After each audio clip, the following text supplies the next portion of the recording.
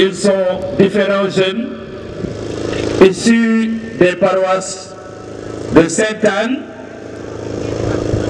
Marie-Reine de l'Univers, Saint-Jean-Baptiste, Pécou, Saint-François-Xavier de Pout, Marie Auxiliatrice de Médina Fall, et où Jésus bon pasteur. Voilà. Donc nous leur disons un grand merci, nous les applaudissons pour déjà le travail qu'ils sont en train d'abattre.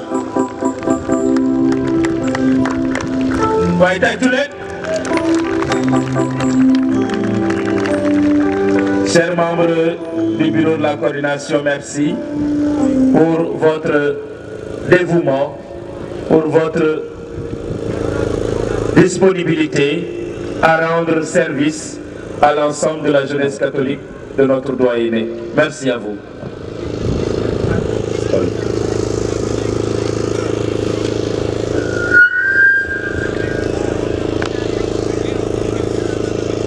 Voilà. Dans un délai très bref,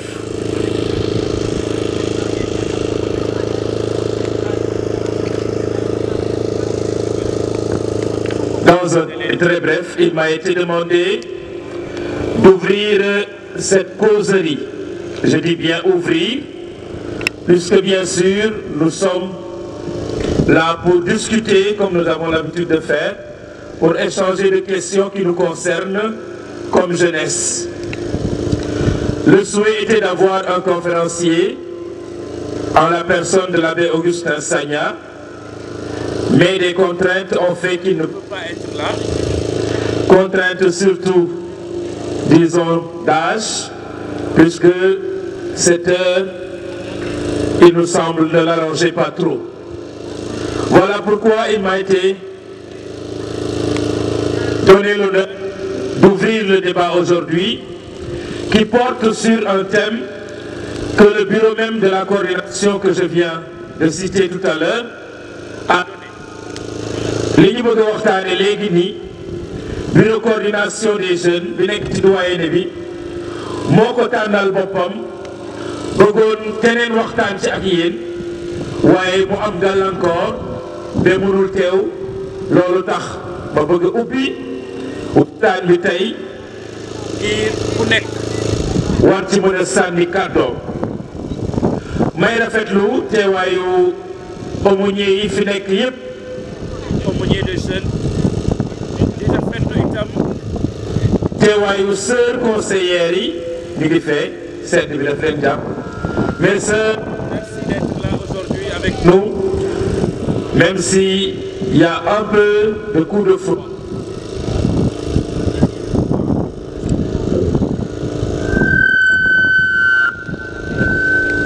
Jeune chrétien, quand tu fais de ton baptême pour être fidèle au Christ, pour être fidèle au Christ et à l'Église. Voilà le thème qui a été choisi pour rythmer cette rencontre de ce soir. Il n'y a pas besoin de chercher loin pour savoir ce que dit le thème. Ce n'est pas non plus un sujet de dissertation que nous allons faire. Nous allons simplement ensemble faire une investigation de nos vies personnelles et de notre vécu, de notre baptême tous les jours.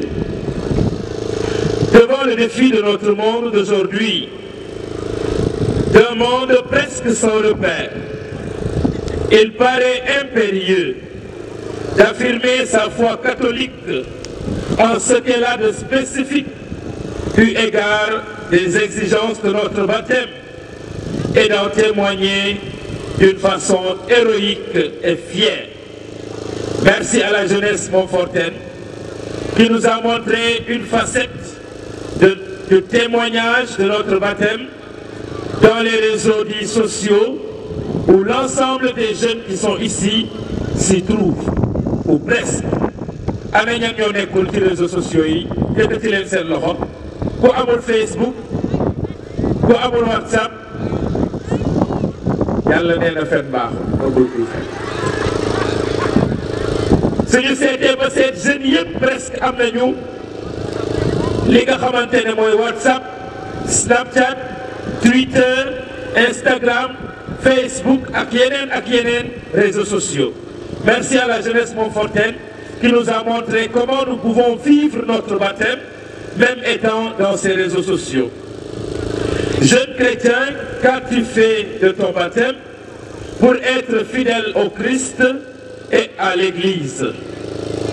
Cette question, j'imagine que chacune d'entre nous ou chacun peut se la poser, non pas parce que nous avons renoncé aux promesses de nos baptêmes, mais parce que chacun doit prendre conscience encore de la responsabilité qui est la sienne. En regardant notre vie, notre comportement, dans notre famille, dans notre milieu de travail, dans notre environnement scolaire et académique, chacun doit se poser la question: comment est-ce que je vis mon baptême et comment je cherche à y être fidèle?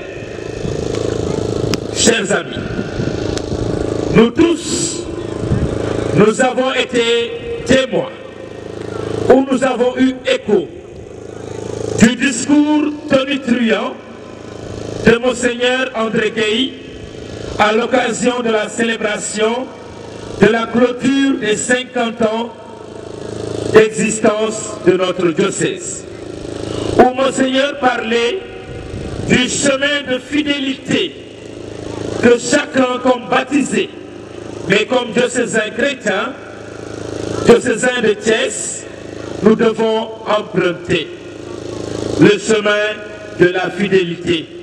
Et aujourd'hui, la question est de savoir, comme jeunes chrétiens, comment est-ce que nous sommes fidèles à notre baptême? Cette question émane du discours du pape Jean-Paul II en fin mai 1980, lorsqu'il effectuait un parcours dans les artères de la France, la fille aînée de l'Église, et il demandait aux citoyens français de surcroît catholique cette question. Je cite: France, qu'as-tu fait des promesses de ton baptême? Je suis venu vous encourager dans la voie de l'Évangile. Soyez fiers de votre foi, du don de l'Esprit que le Père vous a fait. Et je viens parmi vous comme un pauvre, avec la richesse seule de la foi, en pèlerin de l'Évangile. Fin de citation. Chers amis jeunes,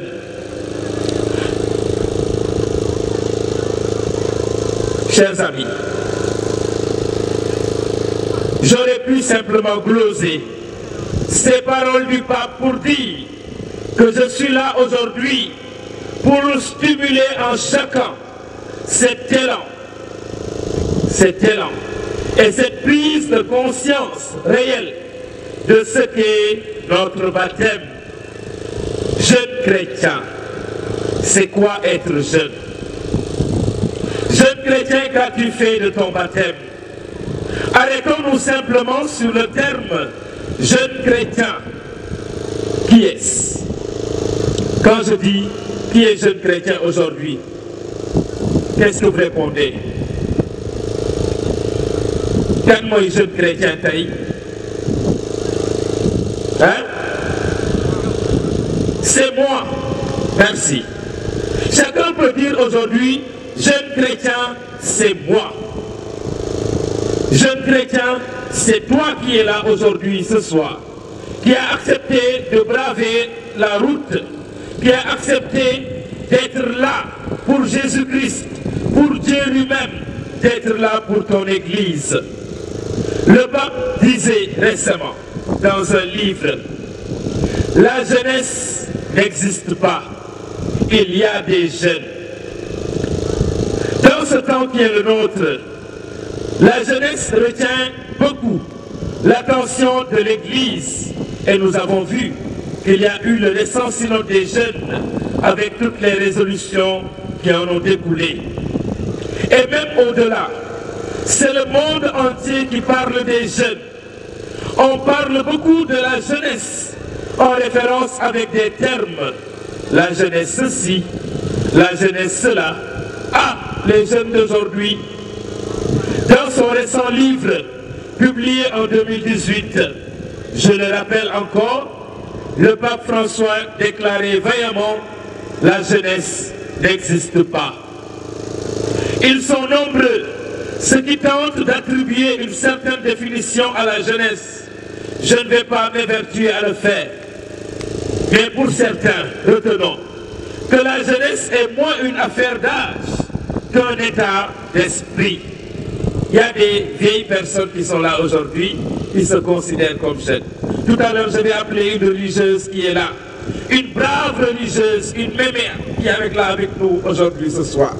Et qui se considère être jeune avec nous, quand bien même son âge ne permettrait pas de dire qu'elle est jeune.